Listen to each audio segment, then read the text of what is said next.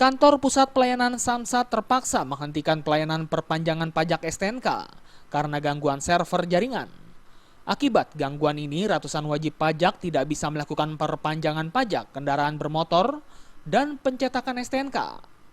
Untuk mengatasi hal tersebut, Pusat Pelayanan Samsat di Gunung Kidul menampung STNK yang hendak diperpanjang dan pemohon diberikan kartu yang sudah dibubuhi stempel yang nantinya digunakan untuk mengambil STNK.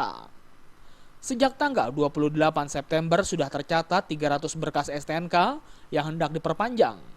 Sebagai kompensasi terhadap gangguan layanan, wajib pajak yang jatuh tempo pada tanggal 28 September 2015 tidak akan dikenakan denda keterlambatan. Kanit Rekiden Samsat Gunung Kidul, Ibtu Solehman mengatakan terganggunya server jaringan tersebut bersumber pada Samsat DIY, sehingga Samsat daerah secara otomatis akan terkena dampaknya. Pihaknya mengaku masih belum tahu kapan server akan kembali normal.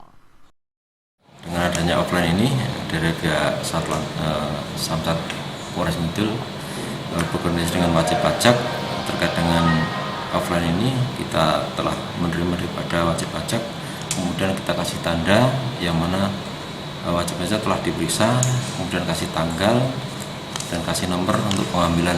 Nantinya kalau sudah jadi bisa diambil besok pagi kalau mau.